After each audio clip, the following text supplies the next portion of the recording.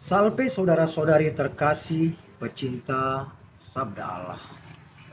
Injil Tuhan bagi kita hari ini diambil dari Injil Lukas bab 9 ayat 43b sampai dengan 45. Semua orang heran karena segala yang dilakukan Yesus. Lalu Yesus berkata kepada murid-muridnya, "Dengarkanlah dan camkanlah segala perkataanku ini. Anak manusia akan diserahkan ke dalam tangan manusia." Mereka tidak mengerti perkataan itu, sebab artinya tersembunyi bagi mereka, sehingga mereka tidak dapat memahaminya. Dan mereka tidak berani menanyakan arti perkataan itu kepada Yesus. Demikianlah sabda Tuhan. Terpujilah Kristus. Saudara-saudari yang terkasih dalam Kristus, seringkali kita seperti para murid yang tidak mengerti perkataan dan perbuatan Tuhan. Perkataan dan rencana Tuhan sepertinya jauh dari pemahaman dan pengertian kita. Dalam situasi kekurangpahaman dan kekurang mengertian itu, kita butuh suatu yang disebut iman. Percaya bahwa Tuhan senantiasa menginginkan yang terbaik bagi kita. Tuhan tidak ingin kita selamanya tidak mengerti. Oleh karena itu, Tuhan selalu mengutus yang dapat membantu kita untuk mengerti dan memahami. Selain itu juga, Tuhan akan membuka makna pengajarannya seperti yang tertulis dalam Lukas 9 ayat 44. Anak manusia akan diserahkan ke dalam tangan manusia. Perkataan ini tidak dapat dimengerti oleh para muridnya.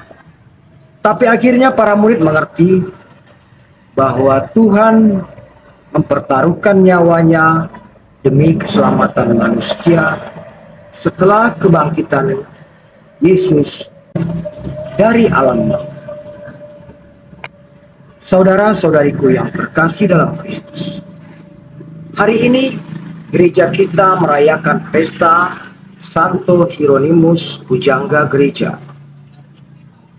Santo Hieronymus ini adalah salah satu contoh pribadi yang dipakai Tuhan untuk membantu umat manusia agar dapat memaknai perkataan Tuhan di dalam kitab suci. Kerja keras Santo Hieronymus ini telah membuat kita yang sekarang ini dapat membaca kitab suci yang ada di tangan kita.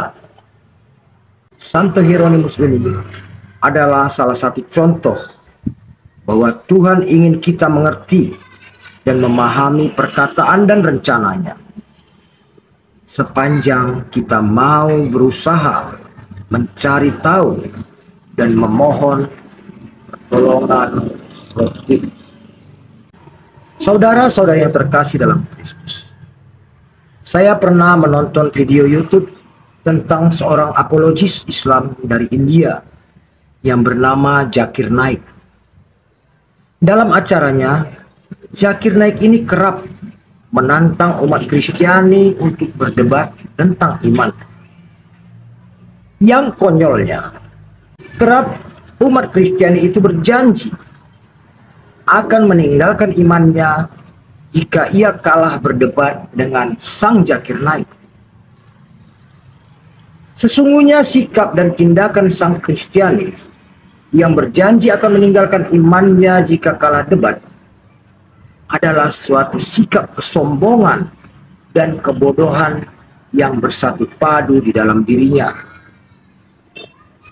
Sebab bila kita sungguh menyadari keterbatasan kita dengan kemahabesaran Tuhan, sudah dapat dipastikan kita tidak akan pernah mengerti dan memahami Tuhan dengan sepenuhnya. Karena keterbatasan itulah kita butuh iman yang melengkapi segala kekurangan kita. Bapak, Ibu, dan saudara-saudariku yang terkasih. Para murid Yesus pun tidak serta-merta mengerti dan memahami segala perkataan dan rencana Yesus. Tetapi para murid tetap bertahan karena iman dan percaya bahwa Yesus mengajar kebaikan untuk keselamatan manusia.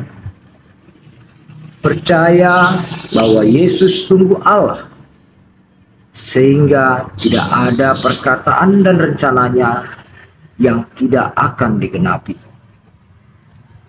Saudara-saudariku yang terkasih, marilah dengan sabda Tuhan bagi kita hari ini,